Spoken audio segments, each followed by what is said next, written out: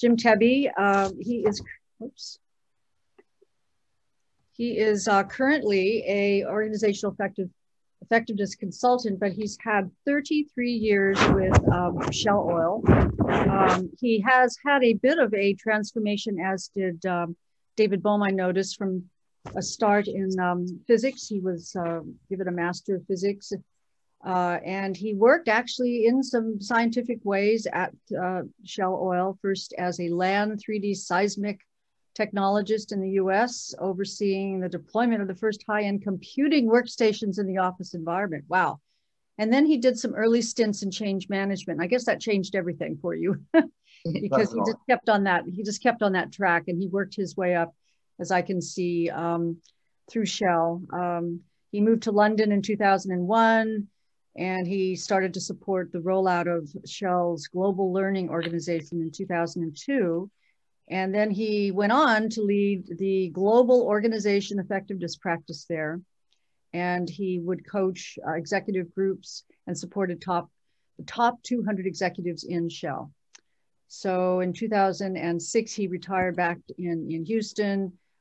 He and his wife and his 2 kids live there now. And his wife and he share a hobby in antique furniture restoration. It's always interesting to see what we do for fun. So Jim, maybe to kick things off, you could give us a bit of the story behind your model building and how that just came about through your work. Yeah, thank you. Thank you for the invite, and glad to be part of this. And it's good that I'm looking right at Peter right now, because he was actually in the room when all this happened. So as Linda said, I went from geophysics into change management, and this one HR leader told me, you need to go to this dialogue program up in Maine. It's good. I go, what is it? I had no idea. I had just started. And they said, go, it'll be good for you. So I went to the year-long program in dialogue. That's where I met Peter and David. And actually, I don't know if this happened, Peter, in the first year or the refresher. We did another year. This is in our mid-90s. And we're talking about models and consulting, and this is all the big dialogue circle. David's up front, David Kantor's up front, and he's talking about understanding why you do the things you do as a consultant. When do you start? What do you work on? Do you work on individuals? How does change happen? And I'm trying to get all the answers. I'm trying to answer these in my head. And I was just, actually at that point, I thought, I'm a fraud. I don't understand why I do anything I do. All I do is I just imitate what others consultants have told me I should do, and I go and implement these tools. And it actually physically disturbed me. I went up to David afterwards and I said, you can't stir me up like this. How can I work on this? And literally I'm shaking by the collar. And he said, well, I'm thinking of putting a program together on model building. Why don't you join us? It took a few years for that to happen. So I spent another year with David and 3 or 4 other people working on our own models, going through the 4 circles that we're about to go through today: theory of self, theory of change, theory of practice, and theory of client. The idea of a model is just how we interact with the world. Without it, everything would be trial and error. And so architects have models, doctors have models, consultants have models. And without them, we would just be randomly going from one thing to the next. Does this work? Does that work? So this is about growth and development. It's about working to see what you do, how you do it, why you do it, who you do it to. And the more you understand that, the more you can go with purpose when you go to intervene, to engage, whether it's your spouse, your client, any system. So this model building process, I started mine in 2001 officially, and I'm probably about 10% through it. And I've been working on it and working on it. And we'll talk about model clash in a little bit here and what part that takes into it. But that's how I got into it. And that's why I so avidly pursue it and help others with it. Like Beth, who's on the call, she was writing her book. We went through the model building process to some degree to help her understand what she was trying to do there. So let me stop there and see if there's any questions, Linda and Nancy. Great. Yeah, that's very inspiring to the story, sort of how it came about. I like that a lot. So I think, and I went through all the questions that you had, not answering them all, of course, right, but answering some of them. And but then one of the questions that occurred to me was, okay, so now I have some understanding of theory of self and theory of change and theory of practice and so forth. But how do I put that all together to make a model? I mean, when I think of a model, I think of okay, this is an explanation for how I will then work, but it's not a whole bunch of parts. It's a whole in a sense. So talk about putting that together. Yeah, that's great. So one thing I'll ask, and you'll see in my response right here, is my reply is going to be in my model. Because as you just said, you have a view of what a model is. Well, I have one too. Mine's a little more sketchy and random than yours. It's not as structured. So even my answer, I'll say, in my model, these 4 circles, self, change, practice, client, think of them as reinforcing each other, and we want them to align. So your model is the aggregate of your answers to not all those questions. Some of it helps provoke what's implicit sometimes, what you don't even know. So what we're looking for, it's sort of like as they align, there it becomes a flow from one to the other. Self, who we are, where we come from, our gender, our race, our family makeup, our geography that we were born and raised in, influences what type of change we might adopt. Change theory influences the practices we pick. Practices influence the clients we work on or not. Peter Sorensen was just talking about his org design thing. My guess is if we worked with him long enough, we could find the connections between the clients he worked on with his idea, with how he thinks change happens, with his personal story. So the more you work on the connections between the circles is as important as what the answers are to any one question. So you want them to align and support each other. When there's not a consistency or congruency between them, say you have a very rigid change model, but somebody's trying to encourage you to do a lot of dialogue, say really loose, emergent type of change, those things aren't going to go together very well, and they're not going to line up. So you want to see how they fit across the boundaries. So one question for me is, do you see typical classes of models between people, or is it just all over the place? Because there are so many variables. I mean, you have 4 different, possible change models that we're talking about, theory of, from self up through client. Right. So I could imagine, many iterations, or do you see certain classes? I see more difference than I see similarities. On the surface, it may appear as if you and I have similar approaches to how we engage. I'll use consulting. There's models for everything. Like I said, architects, firemen, policemen, but I'll use consulting. We on the surface, it might look alike, but when we get down into it, we start answering some of these questions, you find out where our differences are, excuse me. And again, it depends on in your model, are things more alike or not? Yeah. So, but I would say I'd find more differences, especially the deeper you dive. Right, right.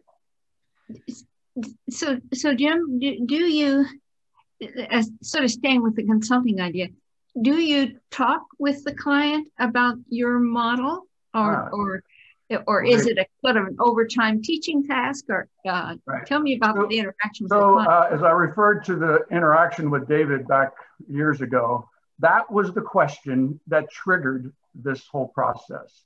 Yeah. David, he asked me, Jim, do you share what you're going to do with the client? Of course I do. He goes, why do you do that? I do it because I would want to know. He goes, you mean in your model? I go, what about you? He says, no, they don't need to know any of that. That's my business. And then we went back and forth. So our models clashed right there.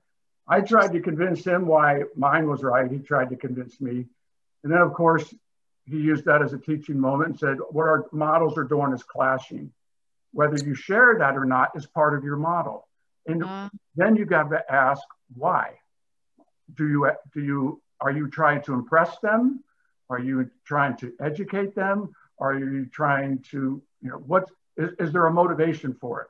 So as you go through the model building and you and I have different belief about whether I share it or not, it better match up with the kind of tools I use, the client system, and myself. Okay, so good question.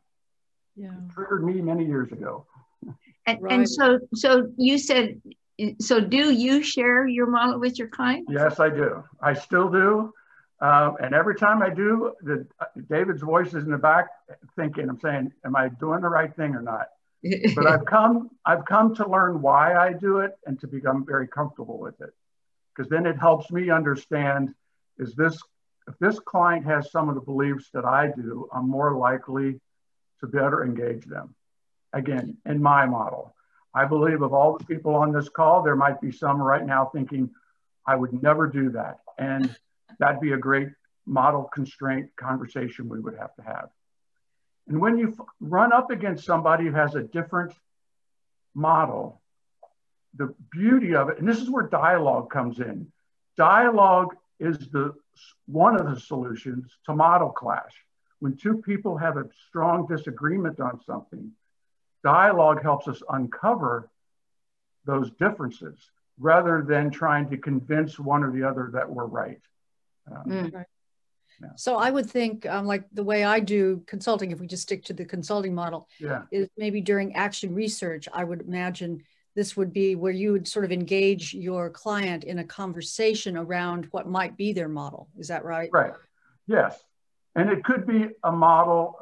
Matter of fact, on the pre-call, when people were joining in, we were talking about different vaccination models, different, whether you get vaccinated or not. Those are different models at play, right? So that's the beauty of how this plays out. Right. Right. So you don't go in there with like a checklist of things you're asking them, but you've integrated it so much, I would imagine, inside of you, you know what questions are the most important. So, it might be, when we went through the training years ago, one person I was working on my executive coaching model, because I was realizing I was doing it based on my just experience and grabbing things from one another people. Another person was working on his life model, his model for living. Grady McGonigal was in there, and he was working on his coaching model as well. Leadership model, how do I lead? So you can apply this to anything. The questions still apply. You might have to change them. One thing I do want to ask, I think, which is important, is there's an evolution of this process. I told you I've been working on it since 2001, explicitly. We start with imitation. We beg, borrow, steal. Consultants are pretty good at this. Borrowing something from somebody else, putting another name on it, framing it. So that's how we start out. We imitate. And then that's how we get into our work. The next comes constraint. That's phase 2. Constraint is when somebody's telling me, why are you doing this? Or this doesn't work anymore. And so you start to modify that approach that you borrowed or stole or copied or were given from somebody else. The third is autonomy. And that's when you start developing your own practices, your beliefs are all integrated. Now it's autonomous. So David's work is autonomous. He developed the 4-player model, for instance.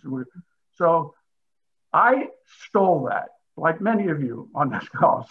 We stole it and we did it. Then we started modifying it. There's people out there that are changing the names on the 4-player. And then you go to autonomy when you can start developing something on your own. So it's a long journey. You may not even get to autonomy. We may stay in constraint phase, but that's okay. It's part of the growth process. Interesting. Yeah. Well, I will say, Jim, when I went through, you asked Linda and I both to sort of look and see if we could answer some of the questions on this call today, just as an example. And so I did that, and I found it just incredibly helpful to think that through. I didn't answer all the questions, of course, but to think, I think, okay, what is my theory of change, and what is my theory, and what is my theory of practice, and does that match my theory of change? Just really trying to look at the congruence between all of those was just enormously helpful for me to think through.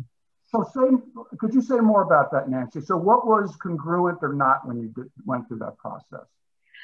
I think my theory of change sometimes clashes with my theory of practice because I feel like the client would not accept the particular actions that I think are necessary.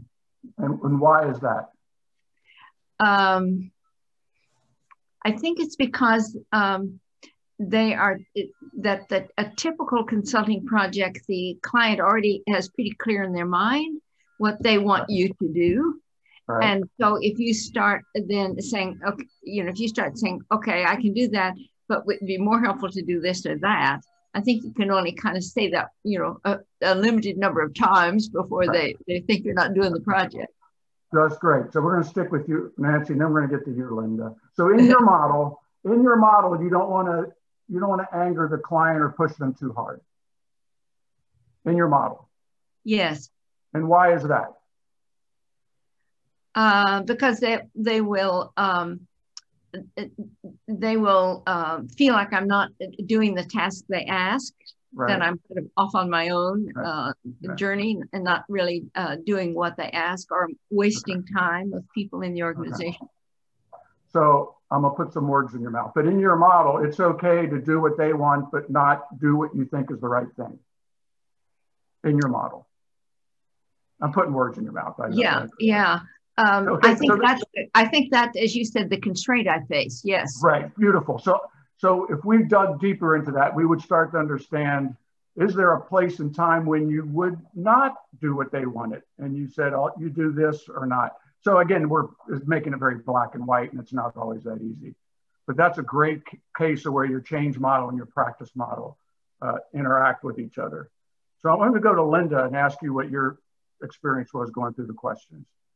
Yeah, I really got clear that I kind of blend what I would call a team building model along with a dialogic model. So in other words, in my mind, I'm looking to work with leaders who particularly are interested in learning how to make the best use of the people on their team.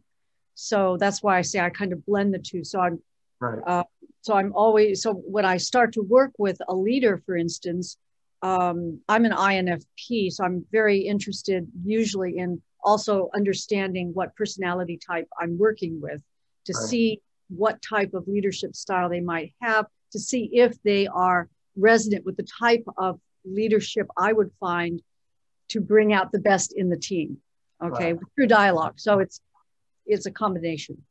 So great. You just used an example where the theory of self, an INFP is one element of that. So imagine now an extroverted person who grew up from maybe a single child, didn't have a large family, so was used to being by themselves. They might not even go into a team base. They might go, and you can see now how elements of the self influence the change models that we adopt or gravitated towards or even avoid. So if you have a painful part of your childhood, you might find change models that avoid that. Yeah. And you find yourself going around other change models because they trigger something, again, from my self circle that are painful. And I adopt those, and it may take a while to figure out that I even do that. So there's a great connection between self, change theory, and then the tools and practices and processes you use. Yeah. Good. Yeah, A little bit what this leaves out for me, Jim, is there is evidence, sort of evidence-based practice. So there is evidence that some models of change are more effective than others. Would you agree with that? That's a loaded question. I'm allowed to ask loaded questions. That's a loaded question. So I would ask, so effective to do what? Right. So, I mean, obviously, as I've seen a lot of change models, some that work, some that don't. But in order, and for what purpose?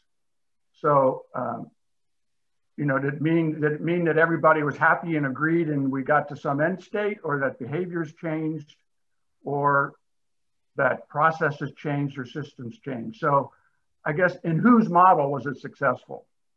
Because I can almost guarantee you for every successful change model, there's somebody in the system that says, what you gals just did was the worst thing that I could ever imagine.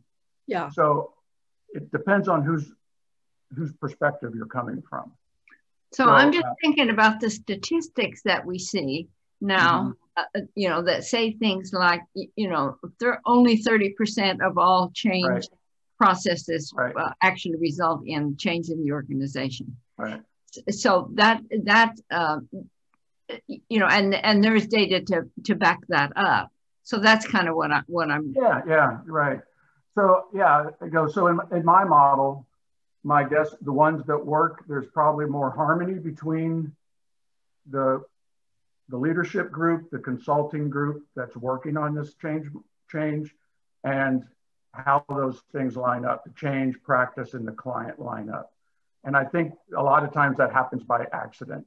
Maybe I'd say sometimes, but like a lot of times, and I know there's those of you in the group who have leaders they're looking at this thing and say, I need to integrate these things. They don't know about model building. They don't know about self and change. They just know that things need to be integrated from the practices we use, the people that are involved in the change theories. And I think those are the ones that they line up. There's a lineup between the four elements, and whether they know it or not. And that's why the model building helps be more explicit about why did it work. Do we really understand why this was successful? Because the 30% hasn't changed since I've been in this business.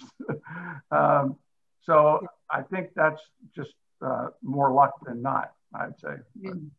Given your coaching experience, I would imagine you focus on that, because if you're dealing with a leader, for instance, and often this happens in consulting, who wants you to come in and make the change. They don't want to change, right? But they want you to come in and help them to integrate whatever's going on in their operations. So that's where coaching can be helpful, because if they're not willing to change, typically, then that's why you get the 30% that doesn't change, right? Because they'll just bring everything back to normal. Right. Yeah. And I tell you, the model building exercises helped me refine my coaching model. I mean, I'd say completely.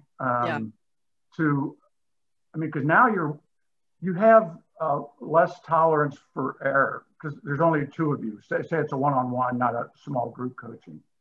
And in my model, you better be very clear when you're working with someone else on his or her approach, and there's their life at stake here, right? And their work career. So the more clear I can be about what I'm trying to do, then help me to help them. Yeah. That would be true. Yeah. So we have another probably 10 minutes to think about these issues. Should we turn a little bit, if you could help us understand a little bit deeper about what each of these theories are, the theory of self and so forth. Can we go through that for a few minutes? Right. So we're going to have there's breakout groups go through these questions, and we're only going to ask you to pick one or two. Theory of self is like Linda just said, I'm an INFP, and I am an ENFJ. So I'm also an emotional subjective and the Kantor player. I am an opposer and random affect. I come from a family of 5. My father was gone Monday through Friday. I learned to be very independent, and I can see, and I learned to do things on my own. And here I am, even in Shell, I was a sort of a freelance consultant working by myself. The things about me have influenced who I've become. Geography, religion. So are you in a religion that has strong disciplines and practicum that influence the change model that you might have? So it could be anything in the theory of self. I mean, it's huge, right? But David didn't actually spend as much time on self, and in reading the room, chapters 11, 12, 13, he doesn't spend as much time. In my model, it's more important. So I start there. And in my model, I start inside out. I work inside out with my clients. So that's almost anything you can answer about who are you is a good reply to the theory of self. So it's just identity. Okay. Theory of change. So we've talked, there's a lot of change models out there. Are you a freezer, unfreezer? Are you a 4 stages of change? Are you revolutionary change? Are you emergent change, chaos, crisis, burning platform, vision?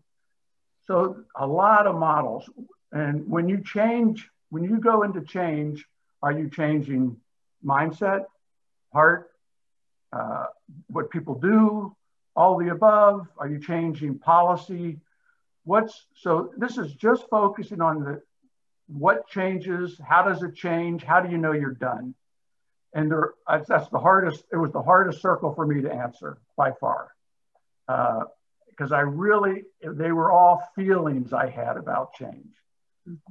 So if you think about any change theory that's in your books or in your notes or that you've applied in the past, why do you use that one? Why don't you use others?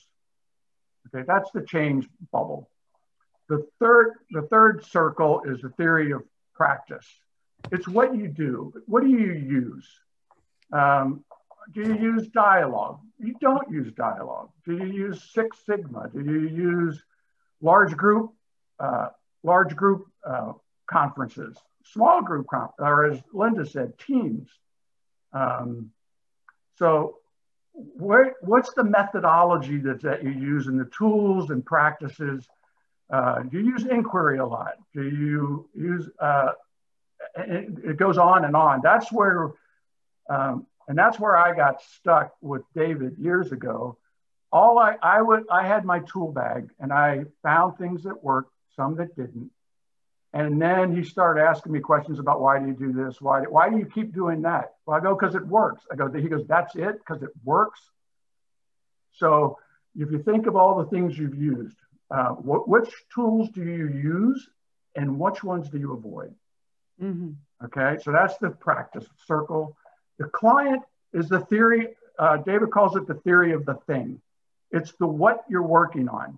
So it could be a client's large organization, it could be a process, it could be a dyad, it could be a trio coaching, it could be an individual, it could be a governmental system. So what's your theory of whatever? First of all, what are you working on? What are you trying to change? And what are you using all these tools on?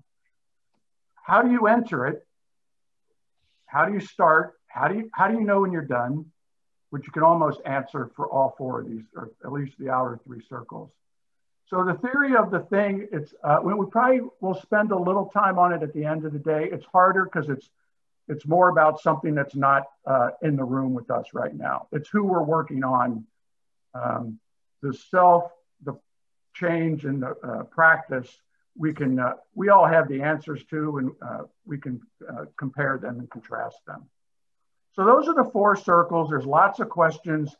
There's even more. I change them probably every time I look at them, which in my model is okay. In others, it's not good to change things, especially around, critical questions. So, but those are the 4 that we're going to ask you to go through. Don't worry about whether you pick the right question or not, or whether there's a right answer or not, because this is just your truth. The idea is, here's my truth. Here's my truth. Let's see why, if they're different, how are they different and why? And can we maybe be more open to them? Okay. So those are the 4 circles. I just have one quick question about your use of the terminology working inside out or outside in. Does that mean working, starting with self and then going towards the... No, that was my approach to consulting. A colleague of mine, so I start with an individual relationship. If I have that, then I work in and then work in the issues that they have. So I'm very relationship based. This gentleman, Beth and Peter, if you know Ralph Kerr, who I used to work with, he was very much a large system. Start at the big picture and get that clear and then work down in. And our models clashed all the time until we finally figured out, you do it your way, I'll do it my way, we'll meet in the middle somewhere. Yeah, especially if you're on a consulting team, you really need to iron that out. And that's where it showed up in the team when we had a disagreement on how we were going to approach this client. And we couldn't understand why we kept arguing with each other. Yeah. And that was why. Very good. And we finally came to just agree to disagree. Right. Yeah. This is very Bowmian. I mean, you really can't work together until you actually understand this, and your right dialogue can really help you then see where the difference is. Yeah. Right. I don't know if I could have done this without the dialogue practice. So, I believe everything happens for a reason. When Peter and David came into my life and they were forming things that are still bubbling up this day from what happened way back then. That's how powerful it is for me. So. Yeah. Well, we are at a place maybe to move into the groups. So let me reiterate what you said, Jim, what we're going to do. And I've asked that we be in small groups, that Bobby's going to put us in groups of 3. So it'll be a lot of groups. And that we'll start with theory of self, and she'll put the questions that Jim has about theory of self in the chat so you can see them there. So the idea is that you pick 1 or 2 questions from that list, each person, and talk about that and share that with the other people in your group. And she'll let you know that 6 minutes is about up.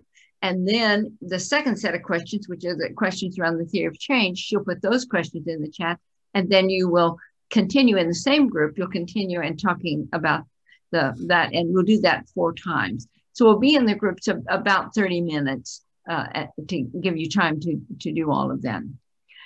Anything else I should say about that, Jim, before we move? The only thing is, as you go into the outer 3 circles, and when you share your response, preface it with "in my model." It will seem forced at first, but it'll begin to illustrate that this is my truth. It may not be somebody else's truth. In my model, and just practice that. In my model, I believe blah, blah, blah. And then somebody else will say, well, in my model. And then we'll go back and forth that way. That's the only thing I would add. Other than that, see where the questions drive you. Yeah, that's very helpful. I like that, prefacing it with that phrase. That's useful. All right, Bobby, will you put us into groups then, please?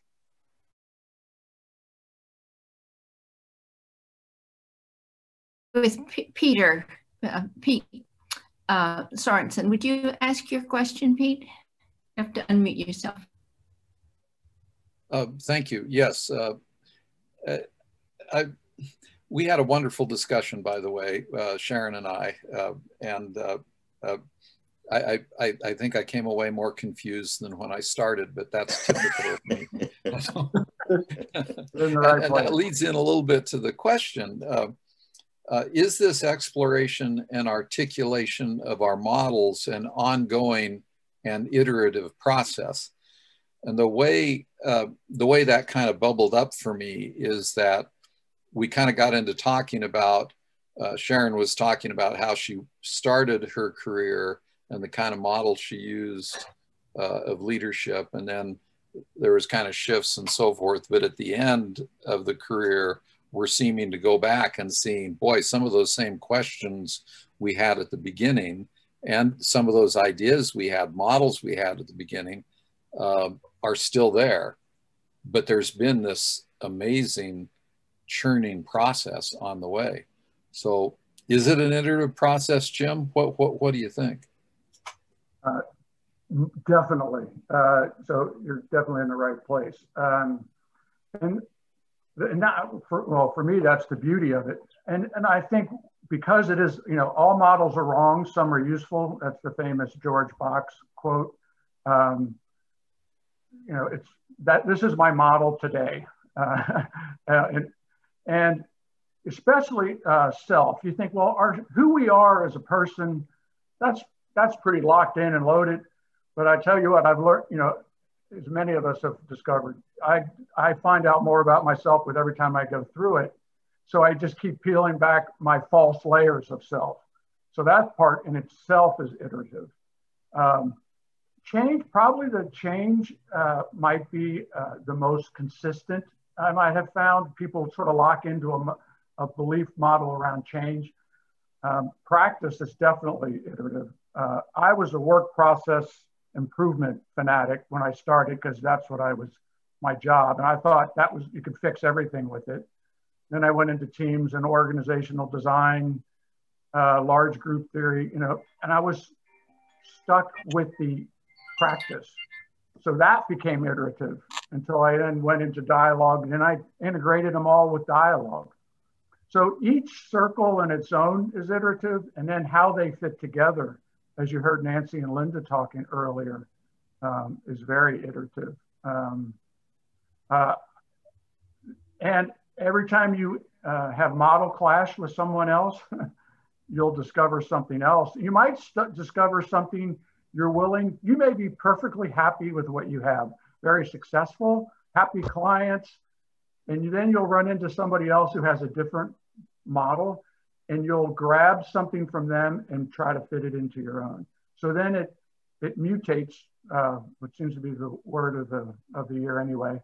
It mutates for good or bad. Beth, why don't you ask your question? That's an interesting one. It kind of builds on what Jim was just saying. Yeah, the word that, well, first of all, Jim and I happen to have been in the same small group in the training that we did with Peter and with Bill Isaacs. And I'm just really pleased to have been a friend of his for all these years.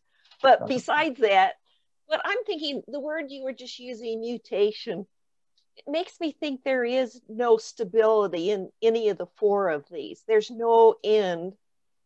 And so if I'm really going to follow this, what it means is that I need to be able to hold the capacity for change. I'm going to need to have a pretty big repertoire to take this kind of attitude into a client and be able to maintain enough flexibility that I can adjust to what the client wants or needs. I can't just clash with them.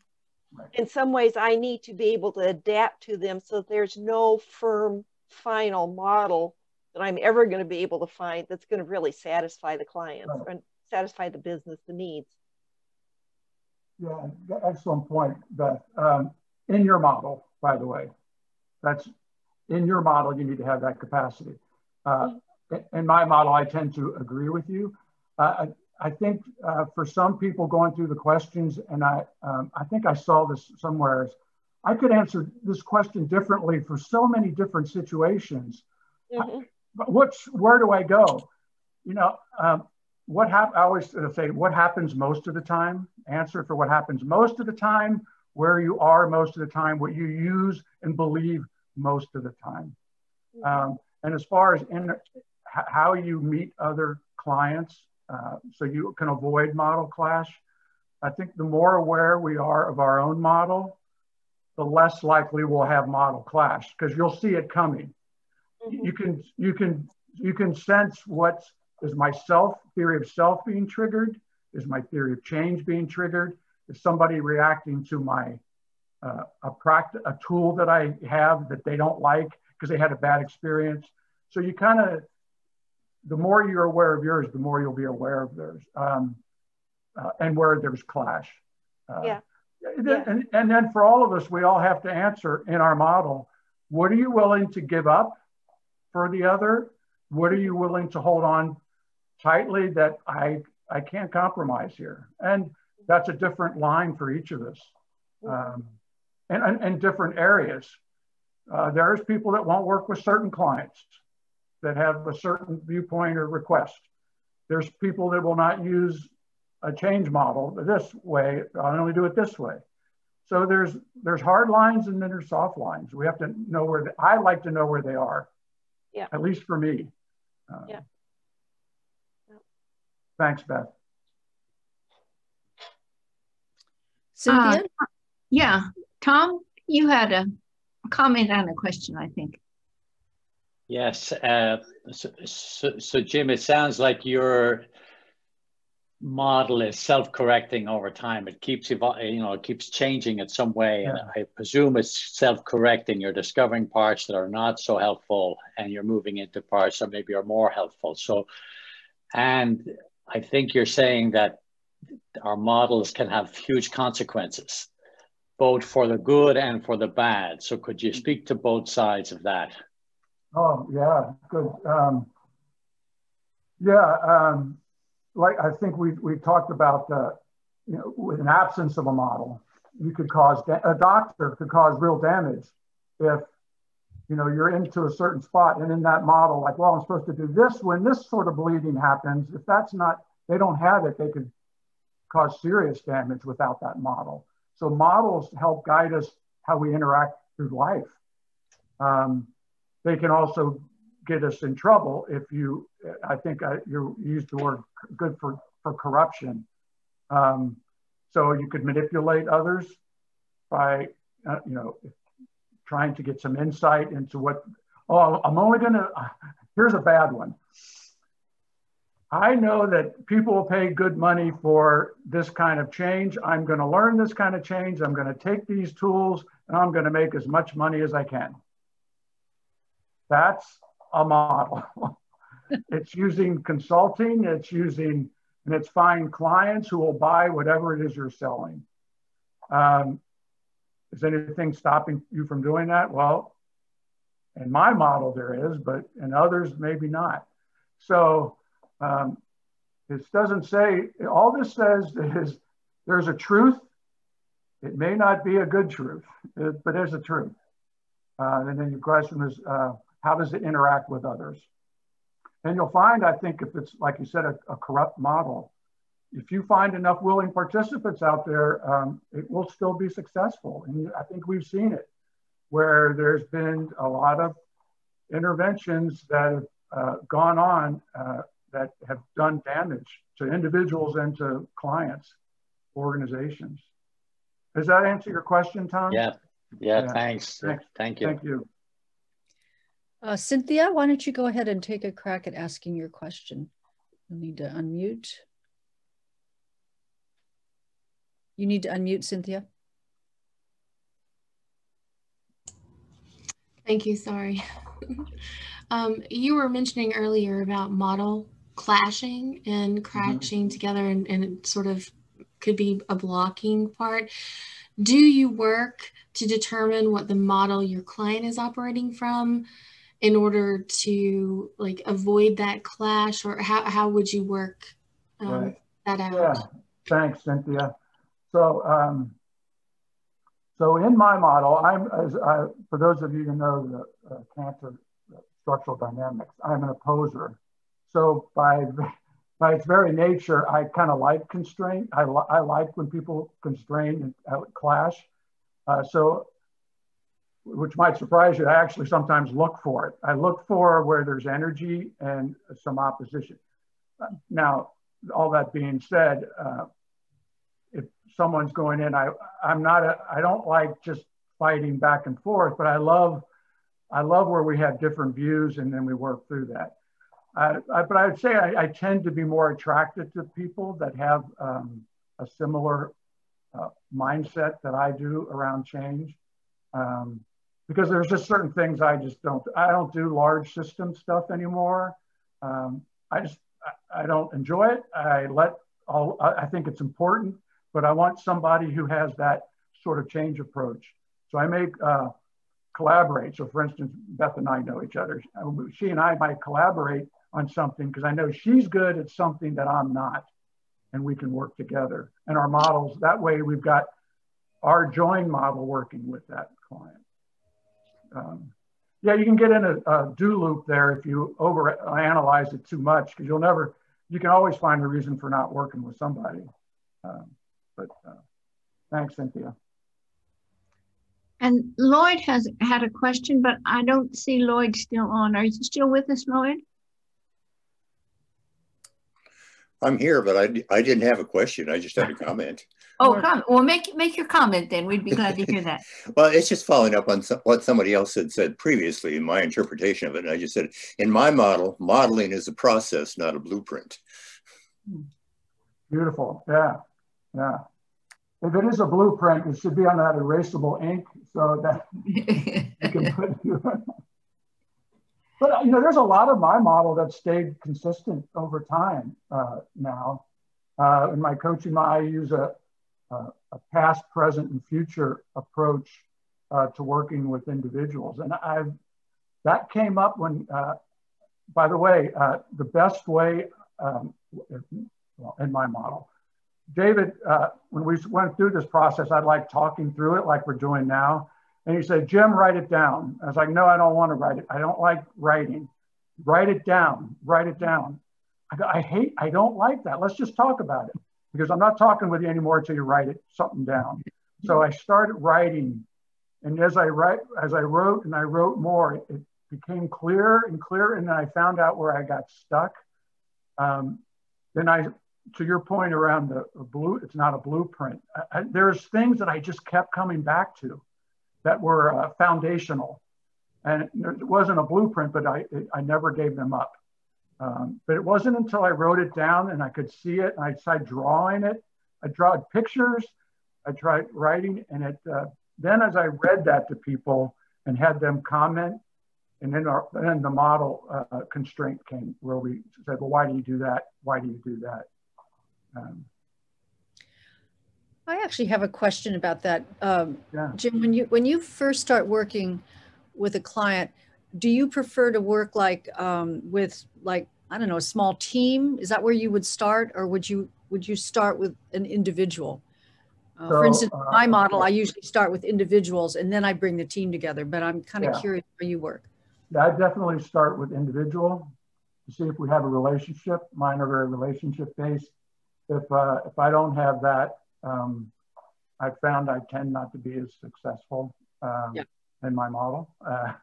And then I broaden out and include more and more as we go. And then usually using a sort of a dialogic approach as the group gets bigger, so that we can stay as deep as we can with that larger group.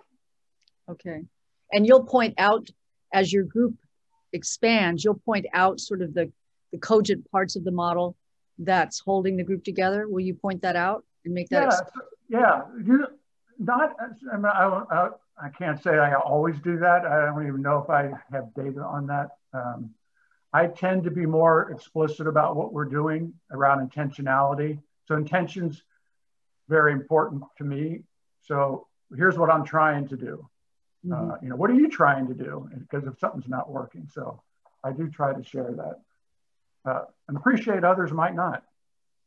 But, I like that question, saying, here's what I'm trying to do. What are you trying to do?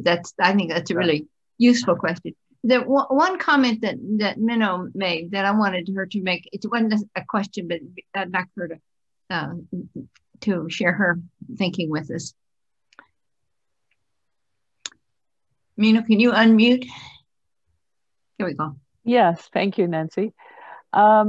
Having worked in organizational change for 20 plus years with many different theories and with many evolutions of change models, I would answer these questions differently, right? For each of those models, the set of clients I worked with. So that's what I was saying. It is all so fluid, which is great because that's how I am. I'm very fluid when I approach clients. So things are never as prescriptive and as rigid as some models, you know, and some of them are more popular in corporations than others. So it's good to ask these questions, but I think I don't think I have a finite answer for any of these questions, really. No. It's all fluid. It's all fluid. Right. So, and it's interesting that you said, because I am fluid. So in your model, even the fact that you would try to answer all those questions shows what you believe. Whereas others would say, I'm not even going to answer those. I'm only going to answer these. And they're not going to change over time. So can you imagine somebody who has a different model than you do about even how you answer the questions? Yeah. So as your answers change, and they do change, these are provocations, these questions. I'd love to see what, it's funny because when I first went through the list, I kept some of them and I changed some of them.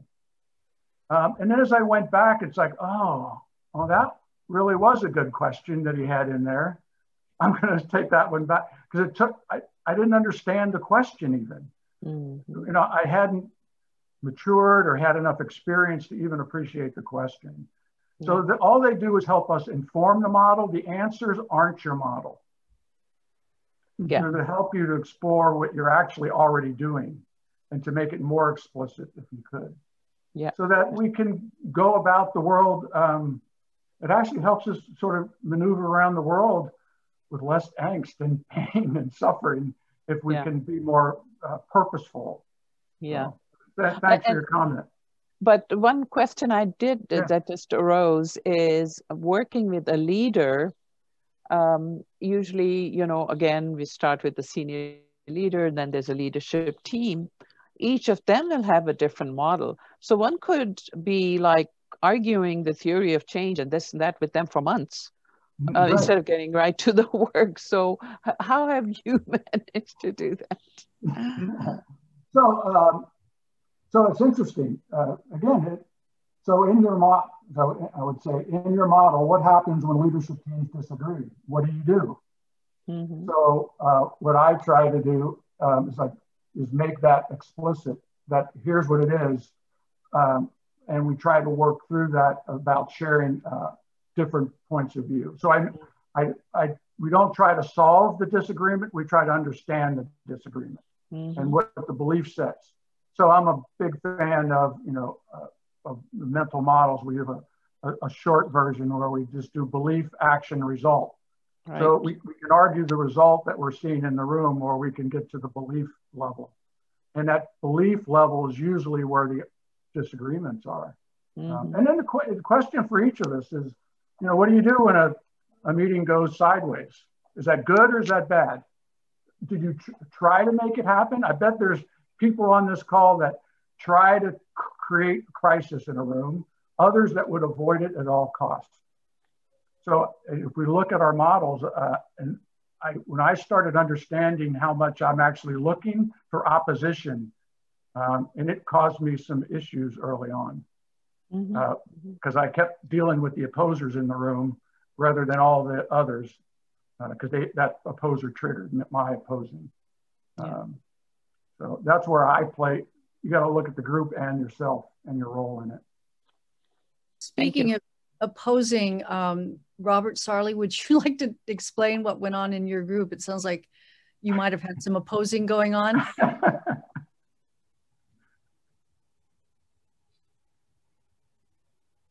You're on mute, Robert. We had 3 experienced males, each propounding a unique personal background, and they built on one another. I found it fascinating, but it could, without a strong psychological container of the discussion, it could have ended up in argument. And what I found is that having that psychological commitment to finding common ground kept us from pulling the trigger when we had some disagreements. And on balance, I would say having a notion that we were contained by a commitment to dialogic discovery of common ground, and within that container to explore the differences contributed to the rich flavor of the conversation. So that doesn't necessarily lead to a constructive conclusion, but it did lead to a quick understanding of one another and how we were both similar and different. Right. Yeah, that's great, Robert. You know, the common ground is part, you know, the yin and yang of that. So where we disagree is part, and how you deal with both of them. So we can easily quickly gravitate towards the common ground and say, "Oh, you're like me. I like that. I like it that you are models like mine." And the challenge is when we don't have common ground, can we like it just as much? Yes. Can we like it that somebody else has a different model? Mine could be wrong. Maybe we're both right. And how do we stay in contact through that? So yeah, it's amazing what you can discover in just a few minutes. That's right. A few questions. Thank you, Robert. But while I'm, I have another quick question that we raised but didn't clarify to my satisfaction. And that is, if we were with a client and we did this exercise in terms of describing our own self-model, and we're waiting for the client to reciprocate by describing his or her own self-model, and it was not forthcoming, how do we prompt that? Yeah. So I got to sort of unravel the question a little bit. So whether you do this exercise, you can call it an exercise, whether you do this with a client or not, it has to be congruent with what you believe in general. I think there's only been one or two people that I've actually worked through this. Other than I've worked with consultants who want to develop their model, and I'm trying to help them. Beth and I, like I said, we spoke about it as she was writing her book. I believe you have to have a willing partner, explain what you're going to do. Like you mentioned, you got to have a good good container for the conversation. So I wouldn't go into it unless they were willing. You don't just say, "Hey, we're going to try something today. Let's see what it's like to answer these questions." I think that's very destabilizing in my model. It'd have to be a really good purpose for doing that. And I wouldn't say it would, I said, I've found this to be useful as a way to understand who I am as I interact with the world. Who we do it with, I think, has to be, you have to have a good agreement and container, a solid container. Okay. Thank you. So one more question, and then we will turn to Jane for a few minutes. Annette, you had a question? Sure. So first off, just want to truly say how much I appreciate this, and I'm sensing deep resonance and a real desire to inquire into these questions for myself. I was also aware that inadvertently, this could almost become jargon speak. And I say that really lightly in terms of saying in your model. So I was curious as to, do you orient clients about this? Because if you start to say, talking to a group in my model, and then you ask them in your model, what kind of a frame of reference do they have for that? Yeah. This is kind of similar to Robert's question. So they may not ever hear that. They may never appreciate anything about my model. It's my work to develop me, who I am. That's, I'd say, the majority of this work. Okay. Yeah. I'm just wondering, because my curiosity is the rich opportunity to engage with the client on having them discover, when you said the leadership model, right, and just so then even having them do the self-reflection and inquiry on how their model is operating as part of their leadership style. Yeah. So, and again, or team. Yeah. To reinforce your thing about the jargon. So, but in my model, that would be part of our agreed intervention to say, this is something we believe should be useful in helping us understand our leadership models. I've worked with a group, mostly I'd say it's individuals. That's mainly my bias of working with individuals. But I think I've done it with one group. It was a trio. But we were very purposeful and intentional before we stepped into it. And so once we got into it, the fact that we had to say, I encouraged them to say in my model, you could say in my world and my truth, it's just own your own belief set rather than projecting it on me. Thanks. That's great. And that feels like a principle of dialogue as well, to just speak your own truth and own it. Yeah. So just want to preview what we will do next time we all meet. And I'm going to ask Jane Ball, who's going to be our wonderful interviewee next time. So Jane, Thank you. Can you say a little about what you'll be talking about? Yeah, good. Thank you. And I'm looking for some of the faces of people who don't know me so well, because I know many people here may feel they've heard enough from me over the last couple of years. But it's interesting because this is a really helpful, Jim, your session here is a really helpful entry into what I want to talk about. I've been working with dialogue in many different fields since 1999. And in my model, my model is developed from frontline practice.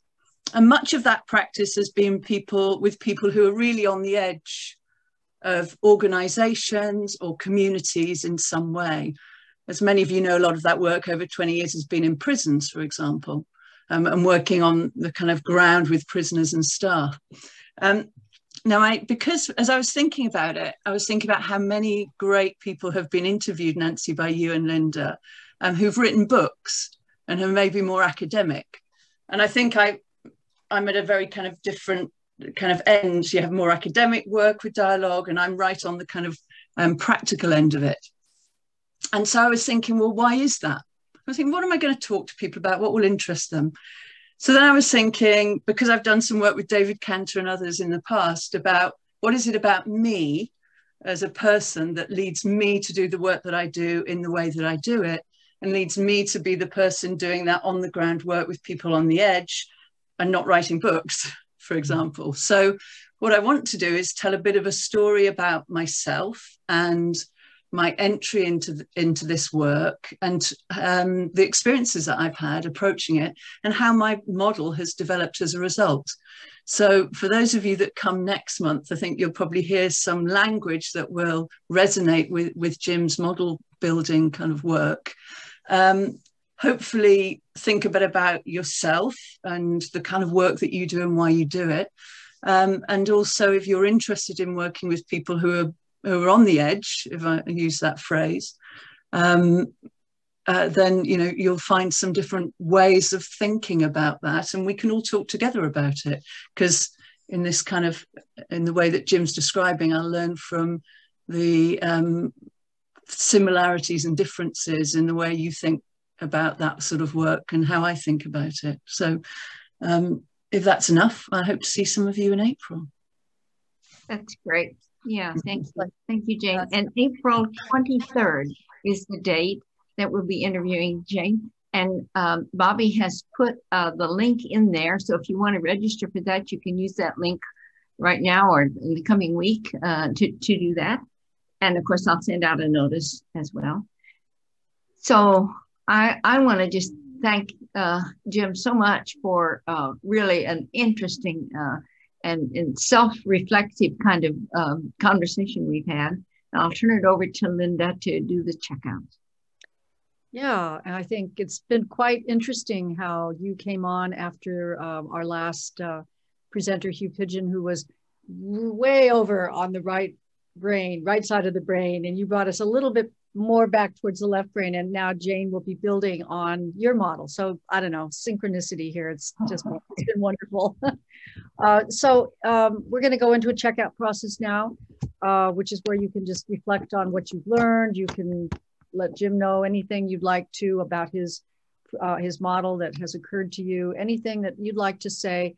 You can either raise your hand and Nancy and I will try to see that and we'll take turns calling on you, or you can actually use the hands up little thing under, I think it's under participants, if I remember correctly. Yes, under participants, there's a hand there you can raise on the system. So it is your time to just reflect on what we've done here today.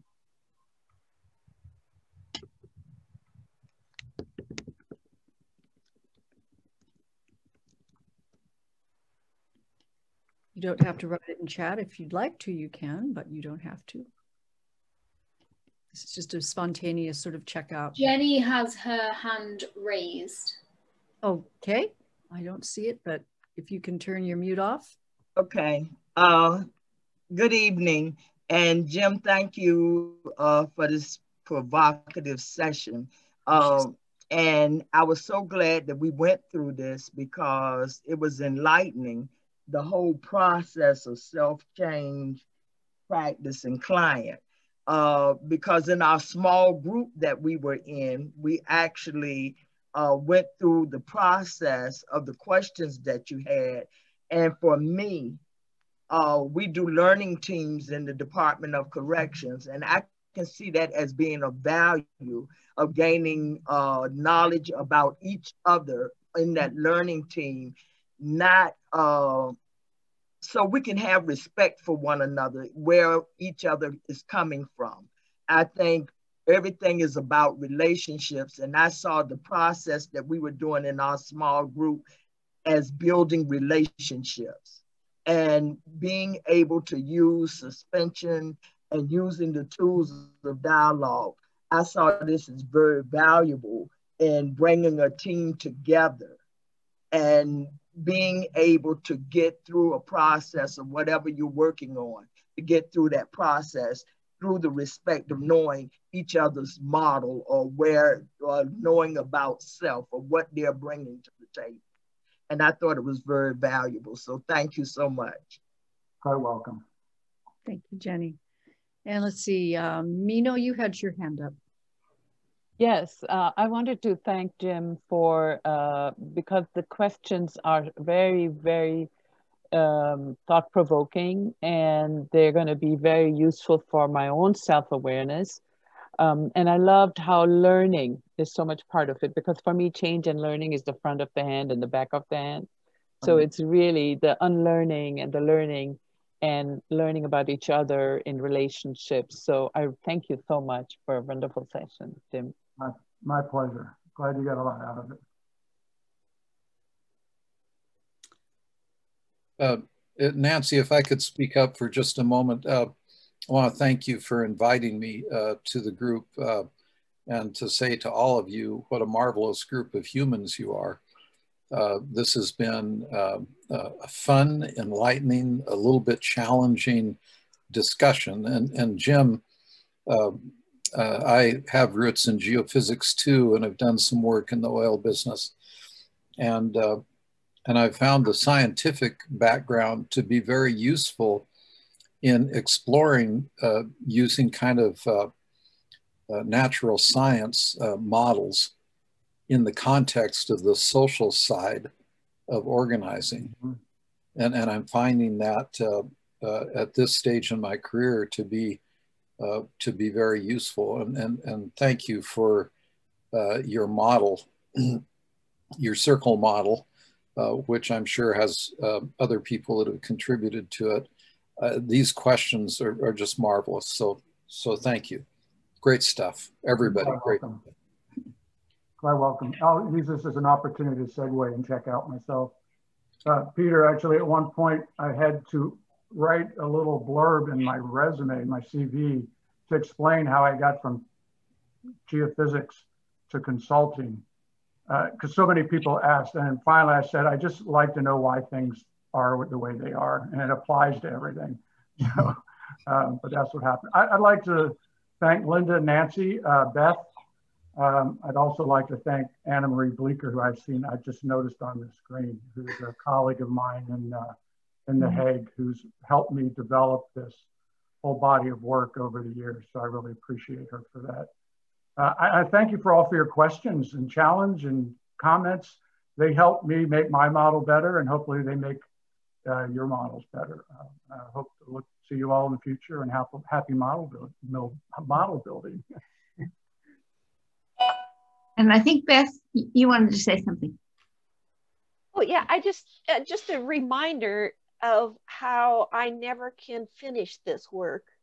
You know, and which is to me very encouraging, because it means that the growth is always there as a possibility. So it feels like responsibility in a sense, but also something very enlivening, because it refreshes my sense of working with this all the time. So even though I've heard Jim talk about it before and worked with him, it just never ends, and I appreciate that.